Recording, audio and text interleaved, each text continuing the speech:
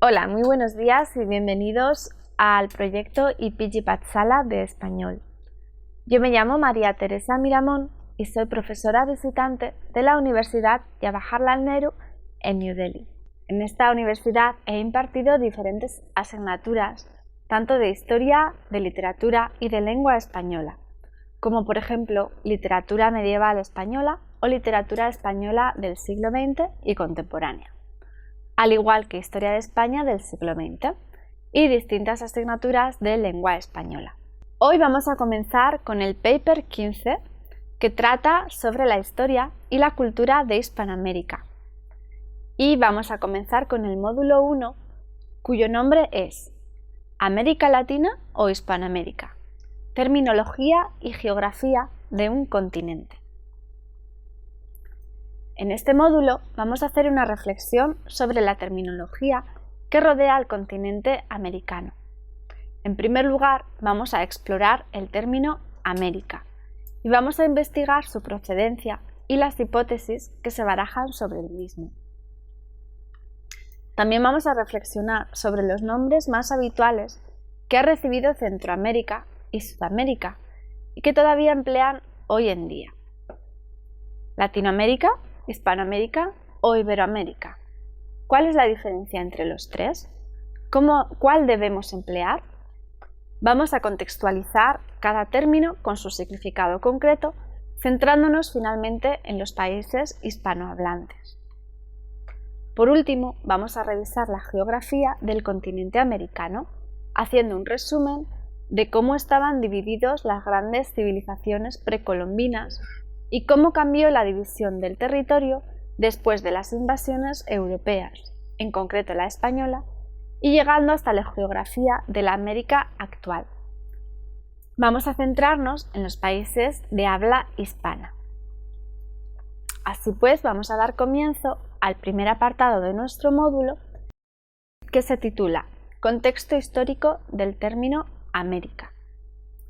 Como es bien sabido, cuando Cristóbal Colón llegó por primera vez al territorio que hoy conocemos como América, él no se imaginaba que había encontrado un nuevo continente, sino que había llegado a Asia a través de una ruta por el Océano Atlántico.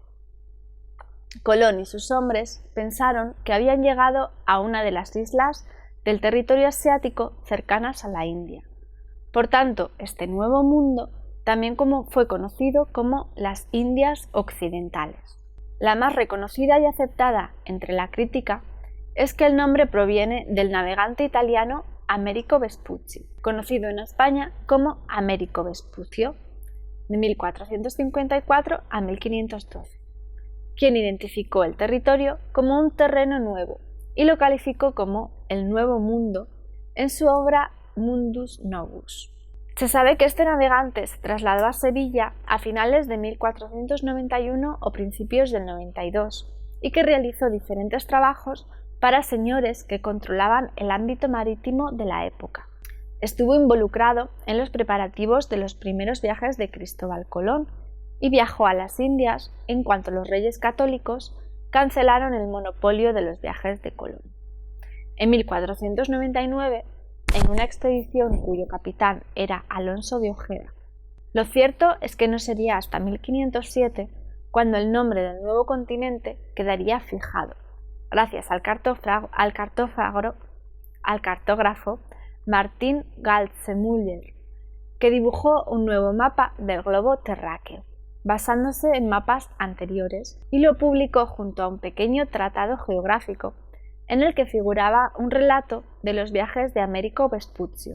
En este mapa, llamado Universalis Cosmographia, apareció por primera vez el nombre América, que el geógrafo alemán utilizó en honor de Americo Vespucio, considerándolo el descubridor de las tierras recién exploradas. A continuación podemos ver una imagen de dicho mapa.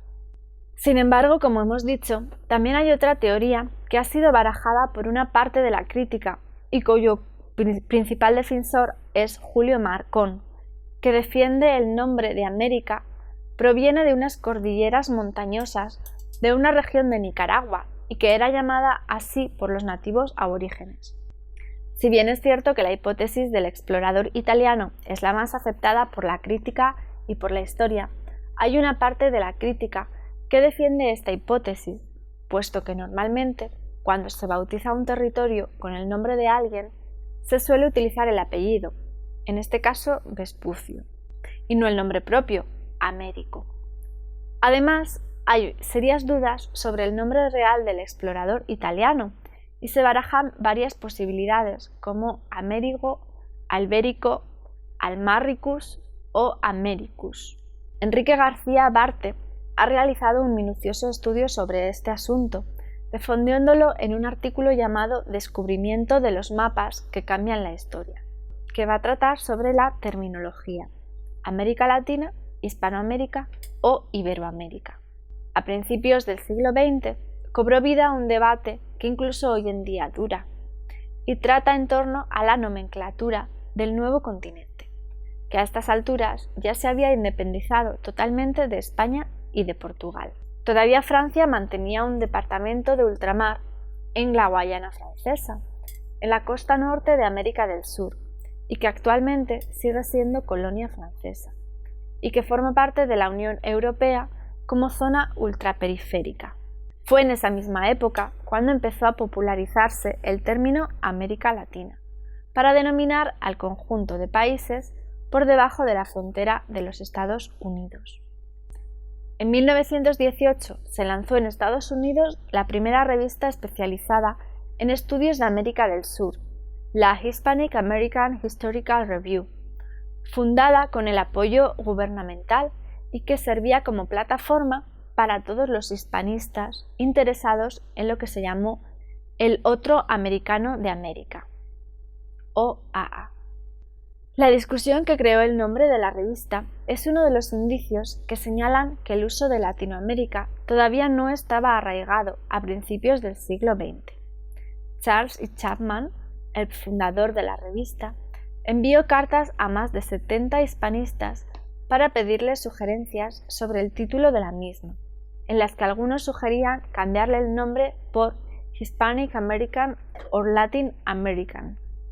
Finalmente se realizó una votación en la que ganó el nombre de Hispanic American por 6 votos a 1.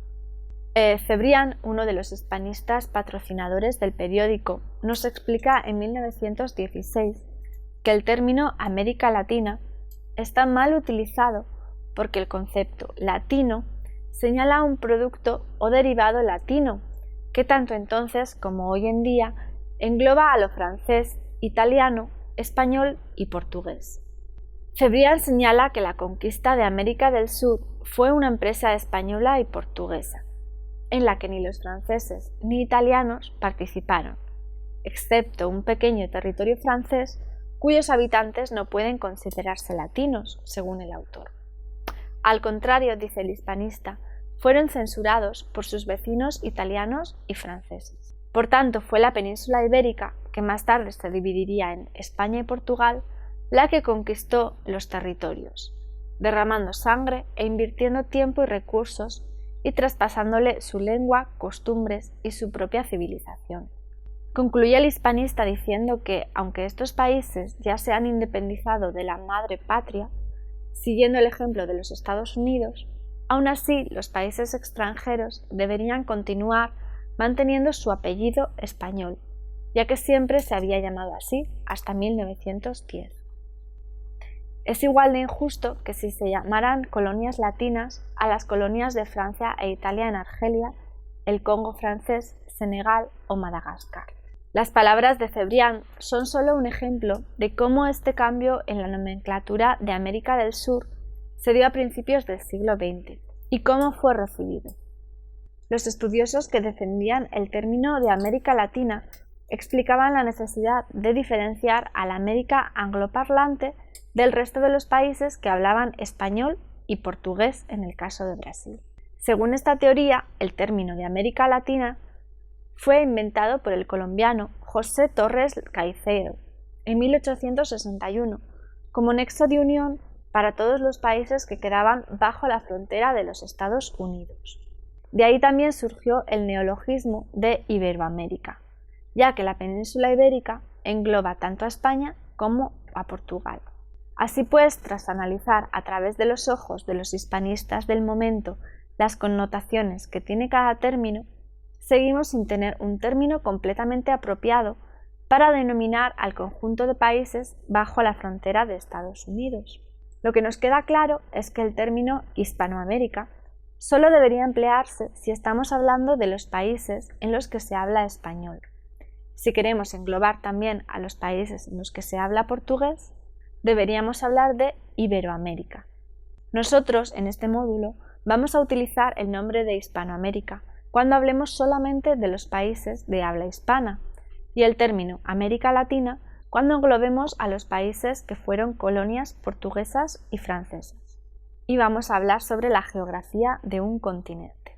La geografía del continente americano ha cambiado mucho desde que los primeros colonizadores llegaron a sus costas. Vamos a pasar al punto 4.1, que habla de los pueblos precolombinos. Como hemos dicho, los exploradores españoles encontraron grandes civilizaciones cuando llegaron al Nuevo Mundo a finales del siglo XV y en sus posteriores viajes a principios del siglo XVI. Los pueblos más importantes que encontraron fueron los aztecas, mayas y los incas. Vamos a empezar con los aztecas. La civilización azteca estaba establecida en el territorio que hoy conocemos como México. Los aztecas eran guerreros que solían conquistar nuevas tierras para anexionarlas a las suyas propias. Por tanto, su dominio era extenso. Era un imperio floreciente que tenía su capital en Tenochtitlán, bajo el reinado de Itzcoatl, de 1428 a 1446, y alcanzaba los 300.000 habitantes cuando Hernán Cortés llegó a esas tierras. Logró su mayor expansión territorial bajo el reinado de Moctezuma II, de 1502 a 1520, que contó con un gran desarrollo económico. A continuación podemos ver un mapa donde aparecen reflejadas la extensión del imperio azteca. El pueblo maya también estaba establecido en el actual México, solo que en el sur del país moderno que hoy conocemos, y ocupaba además la península del Yucatán y parte de los estados actuales de Belice, Guatemala y Honduras. Algunas de las más importantes eran conocidas como Tikal, Chichén, Itzá, Uxmal y Payapán. A continuación podemos ver una imagen del mapa de la extensión de la cultura maya. Y pasamos a hablar de los incas. El imperio inca se situaba en el territorio que hoy conocemos como el sur de Colombia y se extendía por Ecuador, Perú, Bolivia y el norte de Chile, ocupando una gran extensión, como podemos ver. El centro político se establecía en la ciudad de Cuzco, aunque había otras ciudades sumamente importantes para los incas, como por ejemplo la ciudad situada en la cima de la montaña Machu Picchu, hogar de la más alta clase social de su sociedad. Y os dejamos con una imagen de la expansión y extensión del imperio inca. Pasamos al punto 4.2 de la geografía durante el imperialismo europeo. Después de la invasión de América por parte de Europa, los colonizadores fueron reclamando los nuevos territorios que iban explorando y conquistando, anexionándolos a su propio territorio, y el mapa del nuevo continente cobró muy pronto nuevas divisiones geográficas. En realidad, la conquista americana por parte del Imperio español se realizó en un periodo muy breve de tiempo. En tan solo 40 años ya se había dado por finalizada y se habían ocupado los territorios principales, aunque todavía había grandes extensiones de tierra por explorar y conquistar. Los europeos contaban con grandes ventajas para ello, como las armas de fuego, la experiencia en combates similares. Hay que recordar que justo en el mismo año que se terminó la reconquista española comenzó el primer viaje de Cristóbal Colón, y también otras técnicas como el uso de caballos para la lucha, etc.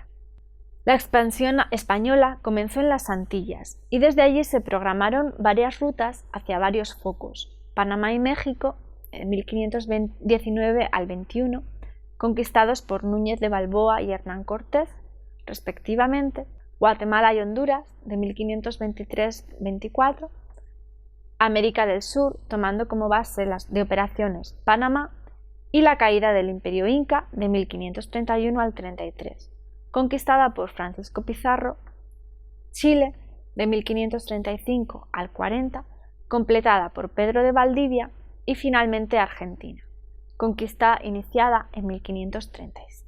También se realizaron incursiones a América del Norte, desde la Florida, el Golfo de México y los territorios que llegan hasta el Mississippi fueron explorados por Hernando de Soto, de 1539 al 41, que habla sobre la geografía durante el periodo de la independencia colonial y la actualidad. Durante el siglo XIX, diferentes territorios colonizados comenzaron a tener un sentimiento de independencia y comenzaron a surgir las luchas por la liberación colonial. Desde el siglo XVI hasta su independencia, la mayor parte de América del Sur estaba dividida en colonias dirigidas por gobernadores y virreyes, que después reclamarían su autonomía e independencia, formando repúblicas.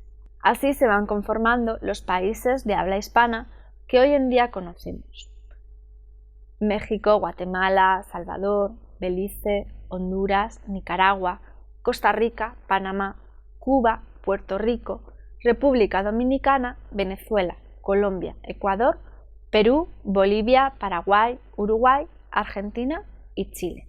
En la mayoría de estos países también se hablan otras lenguas precolombinas, como el quechua, el aymara, el guaraní y otras tantas lenguas nativas.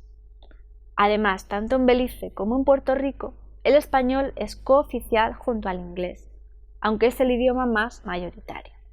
Así pues, hoy en día podemos dividir Hispanoamérica en 4 grandes bloques, según su situación física: Norte de América, América Central, Islas Caribeñas y América del Sur. Vamos a comenzar por Norteamérica. En el territorio norte del continente encontramos México, cuyo nombre oficial es el de Estados Unidos Mexicanos y cuya capital es Ciudad de México. Está separado de los Estados Unidos de América por el Río Grande al norte y hace frontera con Guatemala por el sur.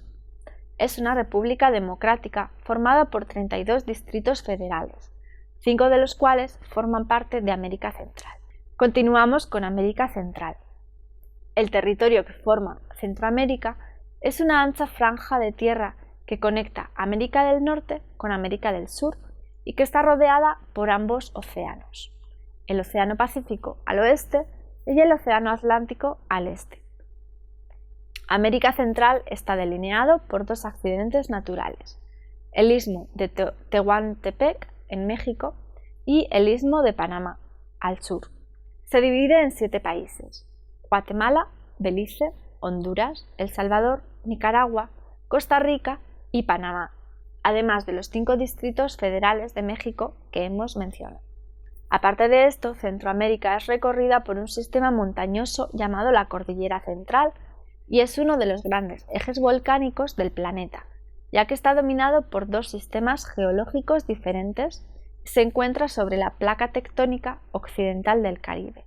Respecto a las comunicaciones, el Canal de Panamá conecta ambos océanos y permite a los grandes barcos cruzar esta ancha franja de tierra a través de canales y mecanismos que se consideran como una de las mejores obras de ingeniería marítima. Las islas más grandes del Mar Caribe son la República Dominicana, Puerto Rico y Cuba, aunque el sistema insular de América Central o las Antillas se compone de un gran archipiélago de islas que va desde el sur de Florida y el este de Yucatán en México hasta la costa de Venezuela. El español es la lengua más hablada en las islas más grandes, pero también se hablan el francés y el criollo haitiano en Haití y otras islas, el inglés en Jamaica, Bahamas y Pequeñas Antillas, y otros idiomas en menor medida. Varias de estas islas son independientes, pero algunas todavía son posesión de los países que las colonizaron, como por ejemplo Guadalupe o la Martinica, que son de Francia, o Puerto Rico, que pasó a manos de Estados Unidos, o las Islas Caimán, del Reino Unido, entre otras. Vamos a pasar a América del Sur. Por último, los países de habla hispana que forman Sudamérica son los siguientes: Venezuela, Colombia, Ecuador, Bolivia, Paraguay, Uruguay, Argentina y Chile. En algunos de estos países, como ya hemos dicho, se hablan otras lenguas además del español, como el quechua, guaraní, aymara, etc. Asimismo, estos países se pueden dividir según su situación geográfica, a saber, Colombia y Venezuela, junto a otros países todavía territorio de países europeos como Guayana, Surinam, Trinidad y Tobago o la Guayana Francesa, se conocen como el Caribe sudamericano. Por su parte, Argentina, Chile, Uruguay y el sur de Brasil pertenecen al Cono Sur. El Istmo de Panamá y la cordillera que rodea la costa caribeña se acaba uniendo y recorren todo lo largo del continente, bordeándolo el Océano Pacífico hasta el sudeste del archipiélago de Tierra de Fuego, en el sur de Argentina. Bueno, esto es todo sobre este primer módulo que responde a la historia y cultura de Hispanoamérica. Muchas gracias por habernos escuchado.